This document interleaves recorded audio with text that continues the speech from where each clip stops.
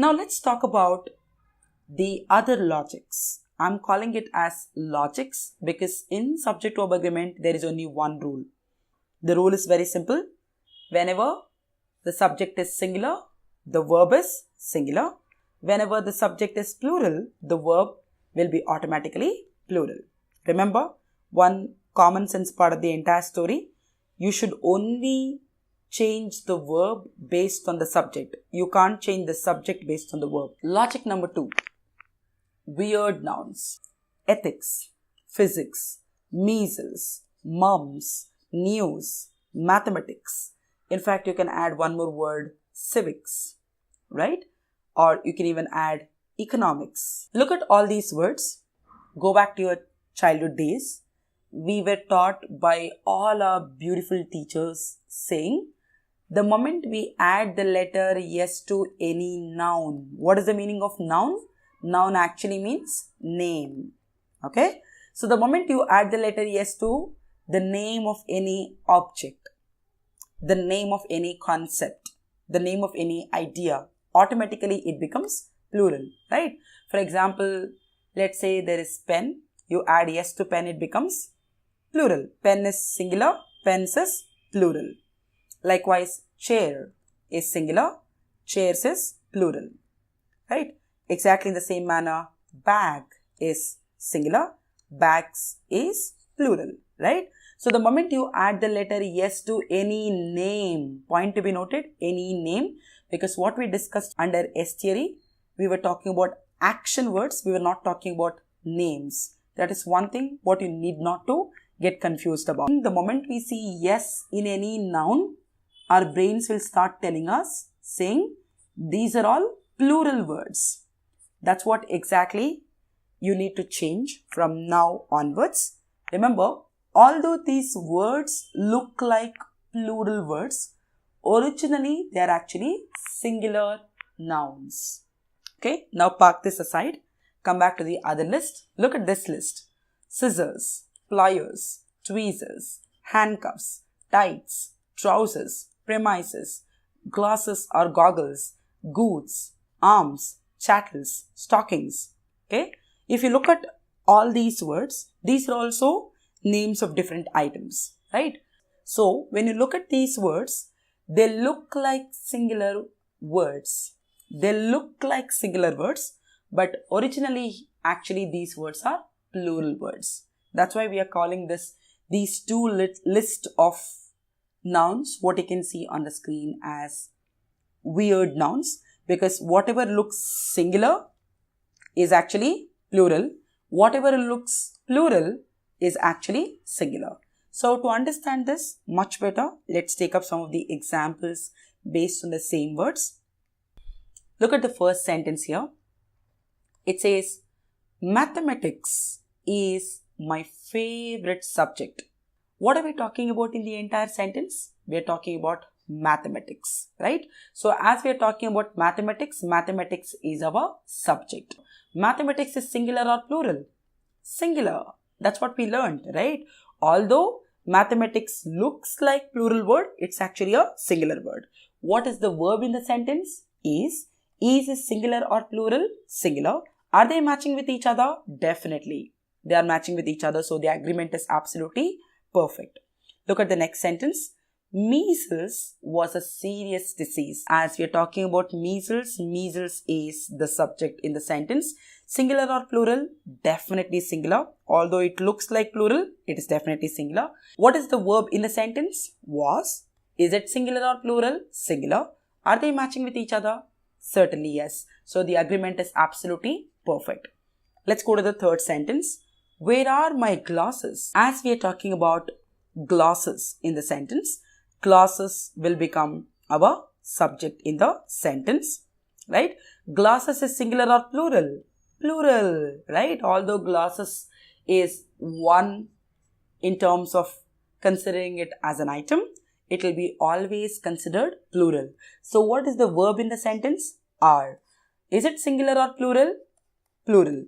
Are they matching with each other? Definitely yes. So if you are a person who has been using sentences like, where is my glass? Where is my glass? I don't see my glass, etc., your sentence is absolutely incorrect. The sentence always should be, where are my glasses? Your glasses are on the table. My glasses are on the shelf. You understand my point? So it should be always plural, not singular. Go to the next sentence. The pliers were in the wooden box. So you're talking about pliers. So pliers becomes a subject in the sentence. Singular or plural? Definitely plural. What is the verb in the sentence? Were. Singular or plural? Plural. Are they matching with each other? Yes. So you can't say the pliers was in the wooden box, because actually, although pliers looks like singular, it is always a plural word, right? Go to the last one. My pants have been given for alteration, right? I'm talking about pants. We have this tendency of using it in our day-to-day conversation. Where is my pant? Where is my pant? This pant is not good. That pant is the better one, etc., right? But unfortunately, pants is originally a plural word. So logically, as we are talking about pants, pants is our subject. Pants is singular or plural? Plural. What is the verb in the sentence? Have. Have is singular or plural? Plural. Are they matching with each other? Definitely yes. So it means the agreement is absolutely perfect. Okay. So this is all about weird nouns. Logic 3. What does this say? It says one of clause always goes with a singular verb. So now we need to understand what is this one of, what exactly are we talking about. So before I could give you few example sentences on the same, let me make you understand something which is very important with the help of a simple table. This table is actually conveying a message to us. Whenever the sentence starts with one of is actually a dependent clause. Whenever the sentence starts with one of, whether you are saying one of my, one of your, one of our, one of his, one of her, one of their, doesn't matter. The first most important rule tells us, after this, whatever you are talking about, whether you are talking about friends or colleagues or neighbors or classmates or teammates or relatives, the rule says whatever you talk about after all possessive pronouns. In grammar, we call these words as possessive pronouns. So after possessive pronouns, whatever word you're going to use has to be in the plural form. Very, very, very important. But what do we actually use in our day-to-day conversation? We say one of my friend. We say one of our relative. We say one of our classmate. Actually, our understanding is, I'm talking about one friend, right? So definitely it has to be one of my friend, right? Whenever you use this particular pattern of sentence, let's say now these are your friends. You have plenty of friends. When I say one of my friends, the meaning will be one of my friends is very intelligent. One of your colleagues is very irritating. I'm actually talking about one person who belongs to a group or category of people. Okay? So this is the meaning of the pattern of the sentence. So what exactly we need to learn from this with regard to subject-verb agreement? Whenever the sentence starts with one of clause, remember, it will always go with a singular verb. So whenever the sentence is going to start with one of, either you can use is, or you can use was, or you can use does, or you can use did, or you can use has, or you can use had. Look at the first sentence. It says, one of my friends is very famous in IT industry. Remember, in this particular pattern of sentence, the subject is the word one.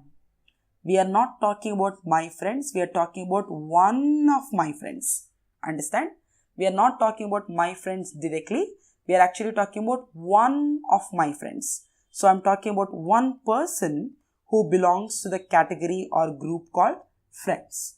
So the subject in the entire sentence will be the word one. Now ask yourself the question, one is singular or plural? Definitely always singular. What is the verb in the sentence? Is singular or plural? Singular. Are they matching with each other?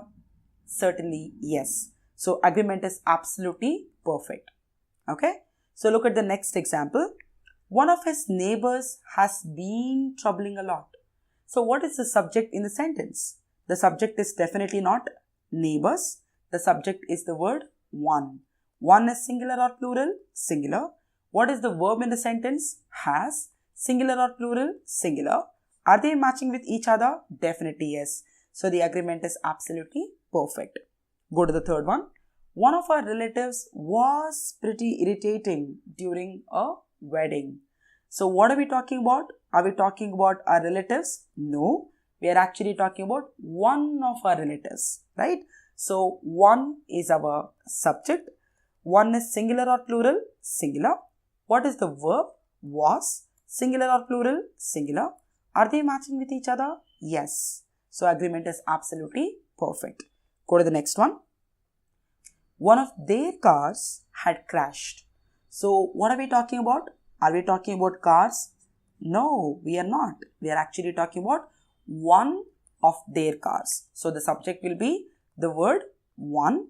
Singular or plural? Singular. What is the verb? Had. Singular or plural? Singular. Are they matching with each other? Yes. You must be thinking saying, ma'am, had. Had is plural, right? I'm actually confused. I'm not able to understand. If this is what the confusion you are going through, let me clear the confusion right away. Remember, had is a helping verb which is not only singular but also plural. Now the question comes into picture. If had is playing double role, singular and plural, how do I get to know when had is singular, when had is plural? Very simple. Remember, when the subject in the sentence where you are using had is singular, automatically had becomes singular. When the subject in a sentence is plural, where you are using had once again, automatically had becomes plural, right? So if the subject is singular, had is singular. If the subject is plural, automatically had becomes plural. So let me give you an example here to make you understand better. Let's imagine this time the sentence is not one of their cars. This time it is two of their cars. Okay. So obviously, what is the subject in the sentence? Definitely not cars. It is two of their cars. How many cars I'm talking about? Two. Two is singular or plural? Plural. So what is the verb in the sentence? Had. As our subject is plural, automatically had will become plural. So are they matching with each other? Definitely yes. Let's go to the last example in the same category. One of our classmates seems to be facing a lot of problems. So what are we talking about? Classmates? No, we are talking about one of our classmates. So the subject is actually the word one. Singular or plural? Singular. What is the verb? Seems. Go back to S theory. The moment you add the letter yes to any action word, it actually becomes singular. So seems is singular or plural? Definitely singular. Are they matching with each other? Yes. Agreement is absolutely perfect. Alright, let's go to logic 4. So what is this all about? Look at this. It says collective nouns always go with singular verbs. Now we need to first of all understand what is collective nouns all about. Collective nouns are collection of something. In simple words, you can say collective nouns are group of something. Okay. For example, what do you call a collection of flowers as? What do you call it as? You call it a bouquet, right? So the word bouquet becomes the collective noun. And bouquet, as bouquet is collective noun, bouquet is always singular. Whether you have used 5 flowers in the bouquet, 50 flowers in the bouquet or 500 flowers in the bouquet, it's actually one bouquet you're talking about. How many bouquets? One bouquet. So as it is one bouquet you're talking about, bouquet is our collective noun. Collective noun is always singular. That's one thing what you have to understand. So you can't say bouquet are beautiful. You have to say bouquet is beautiful. That's the beauty of collective nouns. Okay. Let's take up some more examples over here. Look at the word crowd. Crowd means collection of people. If there are 50 people, 500 people, 5 million people, it's actually one group of people. Point to be noted. It is one group of people, right? How many groups? One group.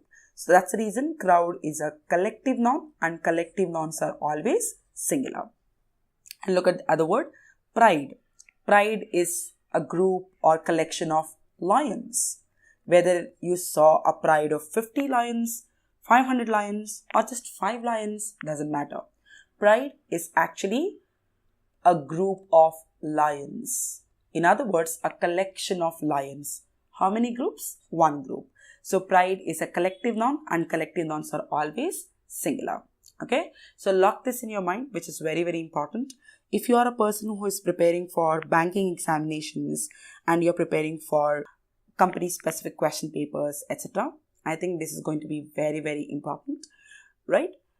So collective nouns are always singular, and if any sentence is starting with a collective noun, it will always go with a singular verb. Let's apply the same thing into sentences and check whether we are correct or not. Look at the first sentence. It says, the crowd was very crazy about SRK arriving to their city. So what are we talking about? Are we talking about SRK? No, we are actually talking about the crowd, right? So as we're talking about crowd, crowd becomes our subject. Crowd is singular or plural? Definitely singular. Why? Crowd is actually a collective noun and collective nouns are always singular. So what is the verb in the sentence? Was a singular or plural? Singular. Are they matching with each other? Definitely yes. So the agreement is absolutely perfect. Let's go to the next sentence. Our class is the best among all the other classes. So what are we talking about? Our class. Class is singular or plural? Certainly singular. What is the verb in the sentence? Is singular or plural? Singular. Are they matching with each other? Yes. Agreement is absolutely perfect. Go to the last one. A host of sparrows. A host. A host is singular or plural? Definitely singular. Why? Because it's a collective noun and all the collective nouns are always singular. What is the verb? Have. Have is singular or plural? Have is always plural. So are they matching with each other? No. So the agreement is not happening. So what is the correction here? If have is plural, what is the singular version of have? Has. Very simple, right? So the correction will be a host of sparrows has been sitting on a tree. You're not talking about sparrows, you're talking about the group of sparrows. That is the host. So the message is very clear. Remember, whenever the sentences are starting with collective nouns, it will only go with singular verbs. Very easy to